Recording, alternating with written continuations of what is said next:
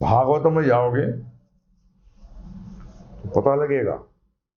भागवत में कहा गया है कि अग्नि में जब स्वाद डाल दिया जाता है, कपिल मुनि बता रहे हैं, अग्नि में जब स्वाद डाल दिया जाता है तो वो जल बन जाती है। मुनि जी ये क्या चक्कर है? यही ऐसे जल ऐसे बनता है शुरू में।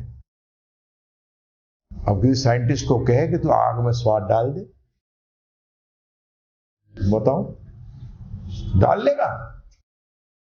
है जी। अग्नि में जब स्वाद डाला जाता है तो वो जल बन जाता है, क्योंकि अग्नि में क्या है? क्वालिटी। और एक ही चीज थोड़ी है। हाँ, तो अग्नि में जब स्वाद डाला गया तो जब प्रलय आती है तो जल में से जैसी स्वाद हटा देते हैं वो अग्नि बन जाता है। इस तरीके से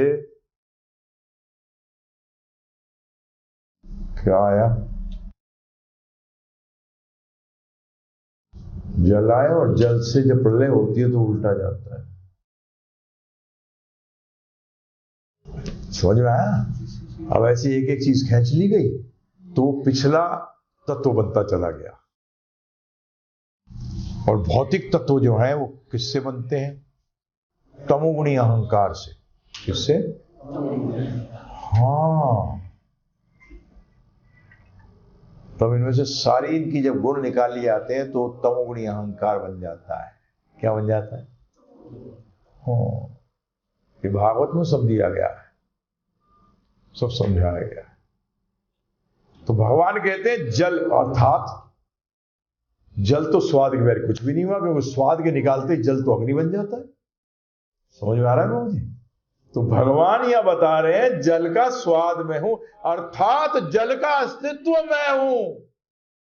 क्योंकि जैसे ही जल में से स्वाद हटाओगे वो अग्नि बन जाएगा, फिर मर जाओगे प्यासे, मर जाओगे। सही बात है। अब ये हुआ ना, भगवान ने क्या उदाहरण दिया था?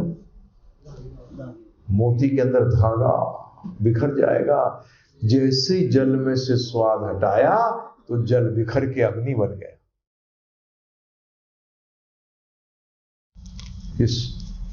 ये बेचारे हमारे साइंटिस्ट इस बात को जानते ही नहीं। नहीं, how is it possible?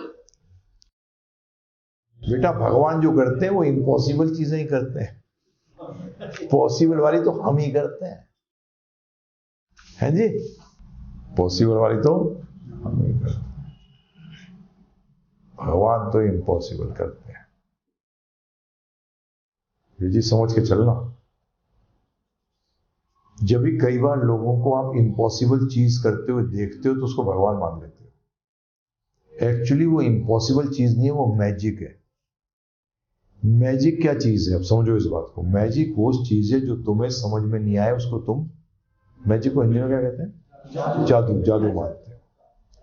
Impossible जादू नहीं होता।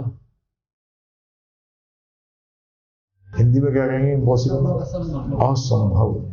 असंभव में और जादू में जमीन आसमान का फर्क है। जादू तो कोई भी कर सकता है, परंतु असंभव सिर्फ भगवान कर सकते हैं। क्या कई बार लोग पूछते हैं ना भगवान कौन है? भगवान जादू नहीं करते, भगवान असंभव चीज करते हैं। तो यहां जल में स्वाद का मतलब अब समझ में आया आज कि स्वाद ही जल का जल है ही बना हुआ स्वाद के कारण। जल की उत्पत्ति स्वाद से है, स्वाद की उत्पत्ति जल से नहीं है। हम लोग क्या सोचते थे अभी तक? हाँ, अब यहां क्या पता लगा?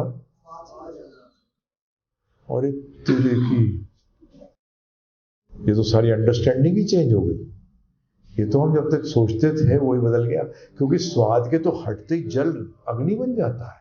उसका मतलब स्वाद के आने पर अग्नि में जो स्वाद डाल देते हैं तब जल की उत्पत्ति होती है। तो इससे क्या पता लग रहा है आपको? आज एक जबरदस्त बात पता लगी, है ना जी? लगी नहीं लगी?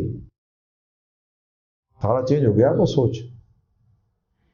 अब बाहर जाके लोगों को बताओ, पागल हो जाए, बोलेंगे ये बोल क्या रहा भाई। स्वाद से जब भी ध्यान रखना, सारे तत्वों का उनके जो गुण हैं उनसे उत्पत्ति हुई है। आकाश से शब्द नहीं आया, शब्द से आकाश आया। हवा से स्पर्श नहीं आया, स्पर्श से हवा आई है। अब देखो, समझ रहे हो इस बात को? इसी तरीके से अग्नि से रूप नहीं आया, रूप से अग्नि आई है। जल स्वाद से स्वाद जल से नहीं आया, जल स्वाद से जल आया है। इसी तरीके से गंध धरती से नहीं आई, गंध के कारण धरती आई। जब पानी में गंध आ गया, डाल दिया गया, तो क्या बन गया? धरती बन। 12वें स्कंद में है ये डिटेल, जो उल्टी बात कर रहे हैं भगवान की प्रलय कैसे आती है। 12वें स्कंद में क्या एंड हो रहा है, तो वहां एंड कैसे एंड होता है वो बताया गया, और इसके बारे में चर्चा कपिल मुनि कर रहे हैं 13वें स्कंद के अंदर, सॉरी 3रे स्कंद के अंदर।